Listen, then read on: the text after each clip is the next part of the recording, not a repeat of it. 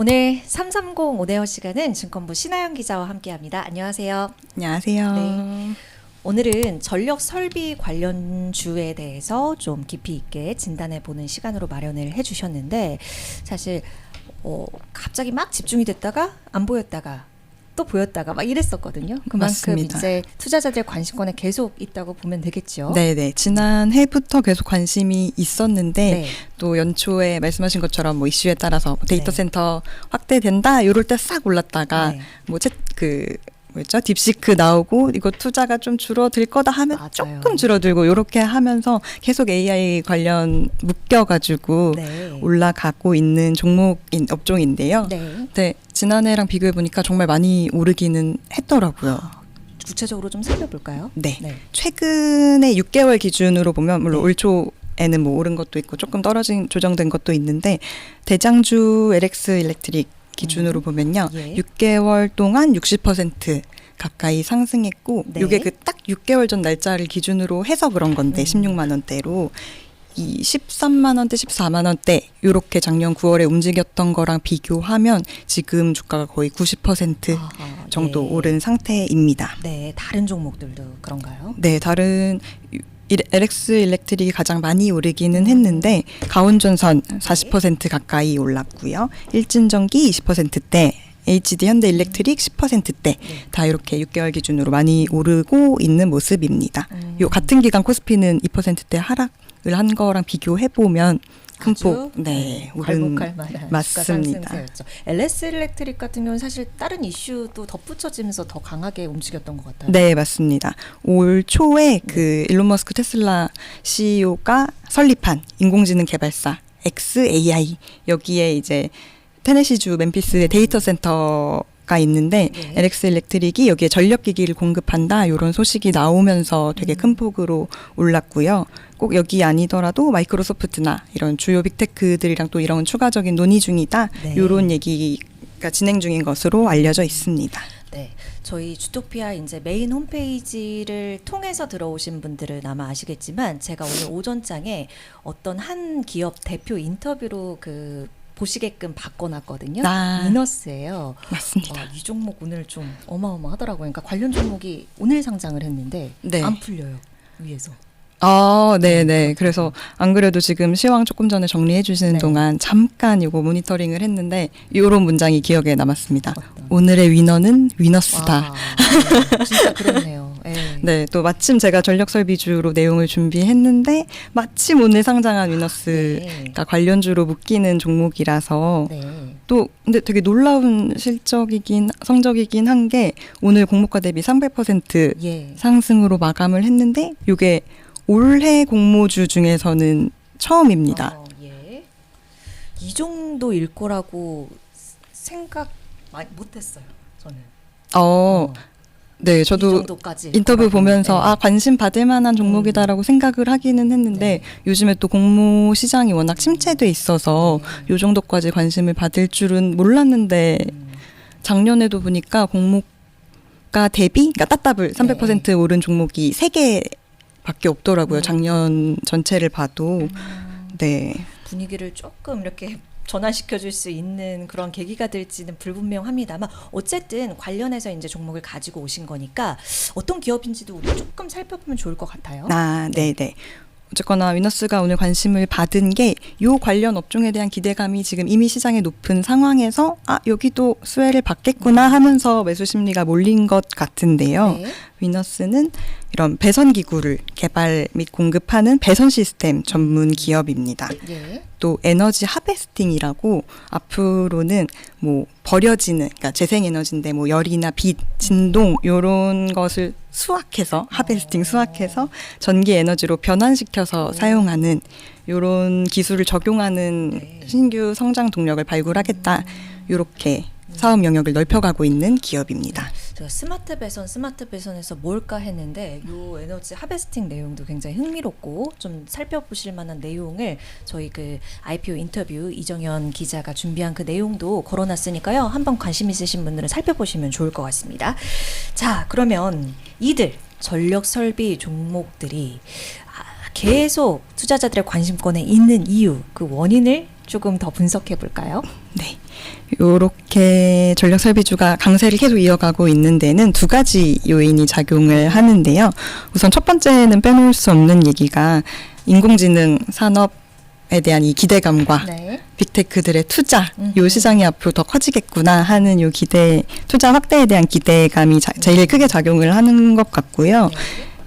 재작년에 챗GPT가 등장을 하고 나서 이제 빅테크들 뭐 한국 기업도 마찬가지지만 글로벌 빅테크들이 전부 다 AI에 크게 투자를 하고 있는데 생성형 AI는 그냥 기존에 있던 조금 단순한 AI보다 더 많은 그 데이터 대규모 연산 능력이 필요하기 때문에 전력도 많이 들고. 맞습니다. 그게 연결되는 부분이라서 이걸 지원하는 데이터 센터를 늘리는 것도 필요하고 데이터 센터를 크게 지으려면 또 그만큼 전력을 공급해야 되고 이런 것 때문에 같이 주목을 받고 있는 것 같아요. 결국에 기승전 AI, 그죠? 이 맞습니다. AI로 인해서 어쨌든 데이터 센터 이것에 뒷받침이 될 만한 또 전력이 필요하기 때문에 이 종목군으로 관심이 계속적으로 쏠리고 있다고 보면 되는 거죠. 네, 맞습니다. 네. 그러면 두 번째 요인, 아까 두 가지 요인이 있다고 하셨는데 두 번째 요인은요? 네, 두 번째 요인은 이제 미국이나 유럽 같은 선진국에서 기존에 있던 전력 설비들이 노후화돼서 이제는 교체 주기가 도래했다.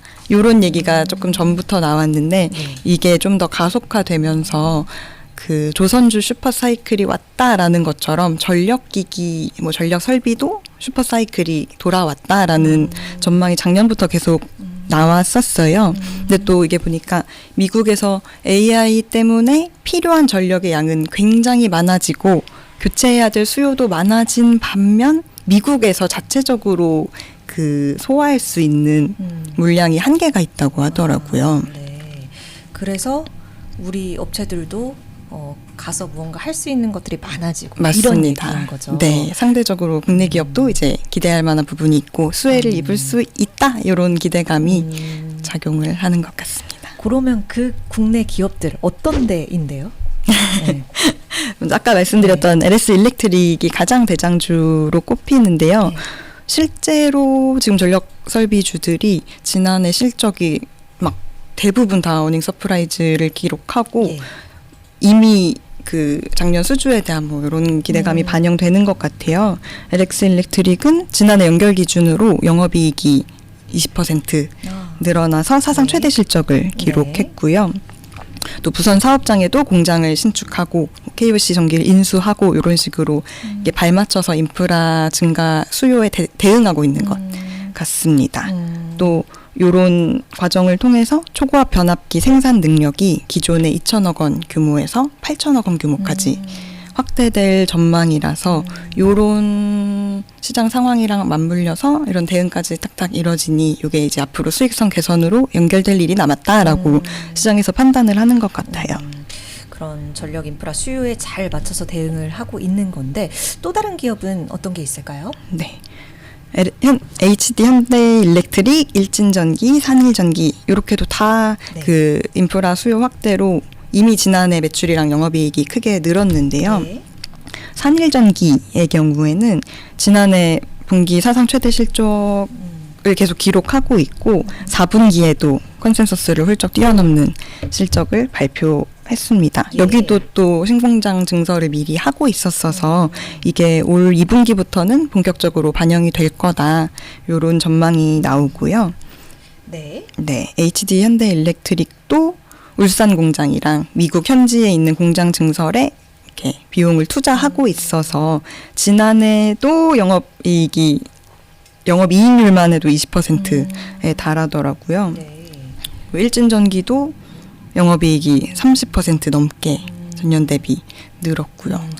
그러니까 늘어나는 수요에 맞춰서 이제 생산 능력도 더 크게 이제 확보하기 위해서 가는 수순들을 보이고 있는 기업들의 내용까지 살펴주신 겁니다. 자, 그러면 전문가들은 그러니까 많이 또 오르기도 올랐고 이제 실적도 많이 내기도 됐고 어떻게 전망하고 있는지 좀 살펴볼까요? 네, 이게 지난해 연말에 인터뷰 할 때도 전력기기주를 조금 주목해야 된다 이런 말씀을 해주신 분들이 굉장히 많았는데 그 센터장 인터뷰. 네 맞습니다. 네. 맞습니다. 그때 아닙니다. 얘기해 주시면 이런 내용들이 아닙니다. 그때라도 살 걸 그랬다 이런 쓸데없는 내용이었습니다. 아니요.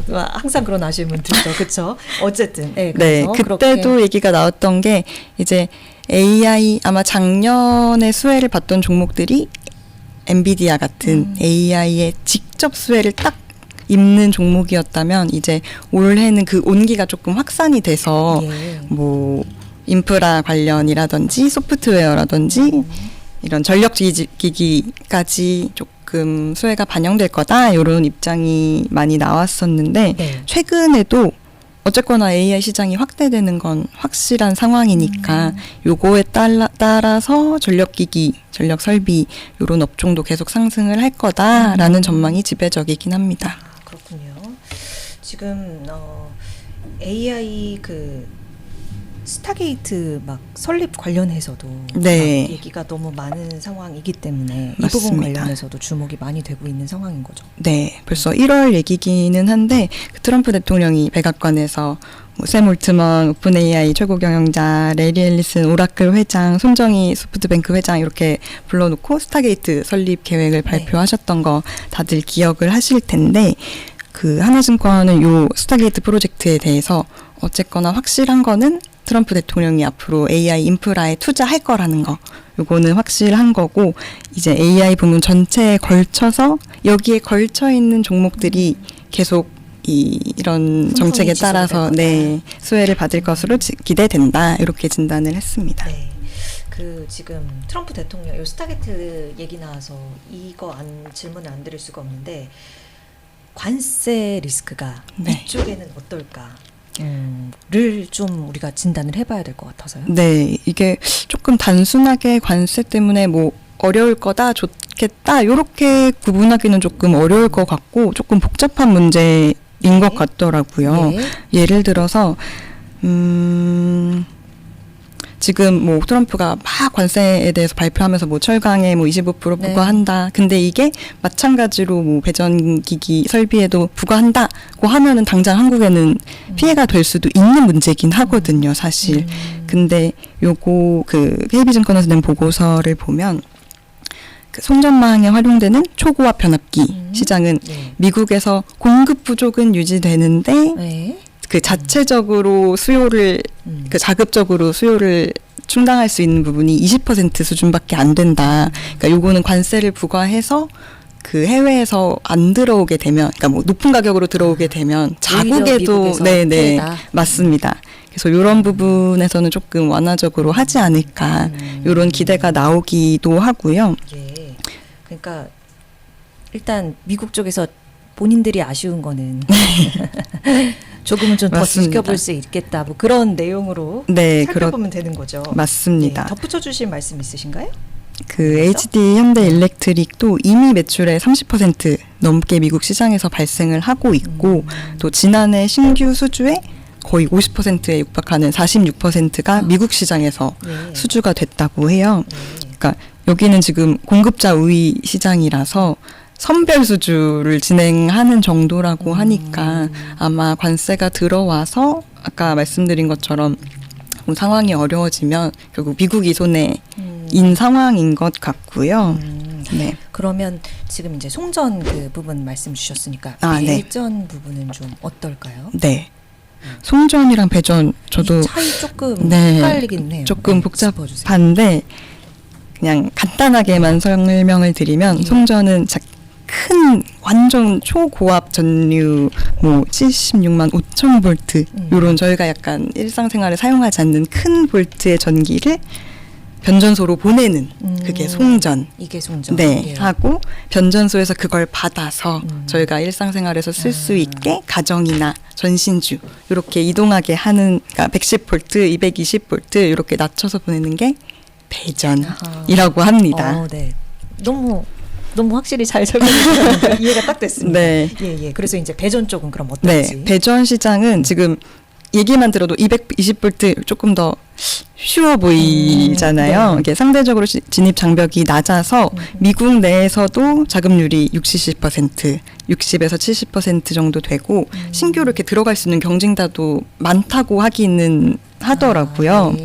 그래서 이것 때문에 송전보다는 배전에서 조금 관세를 딱 맞았을 때 조금 더 큰 영향이 있을 수도 있다라는 분석이 있기는 한데요. 예. 또 반대로는 네. 멕시코랑 캐나다에 25% 관세를 부과한 게 거기는 부과하고 만약에 한국에는 안 하게 된다고 하면은 상대적으로 조금 수혜를 볼 수 있다라는 내용도 확인을 했는데 이게 미국 지금 변압기 수입의 40%를 멕시코랑 캐나다에서 수입을 하고 있다고 합니다. 네. 근데 거기가 이제 가격 경쟁력이 조금 높아지게 되면 상대적으로 국내 업체에서 수입량을 조금 늘릴 수 있지 않을까 이런 기대가 있는 것 같습니다. 네. 요 관세 부분은 지금 말씀 주시는 것으로 조금 더 봐야 될 것 같네요. 네, 나오는 맞습니다. 내용들을 확인하고 그리고 송전 배전 관련해서 이제 또 다르게 전개될 수 있는 부분이 있기 때문에 좀 달리 보셔도 될 것 같다라는 생각도 들기도 하고요. 오늘 전력 설비주 관련해서 여러분께서 관심 있는 종목군들 위주로 또 전망 그리고 향후 전개될 내용까지 신하영 기자와 함께 살펴봤습니다. 오늘 말씀 고맙습니다. 감사합니다.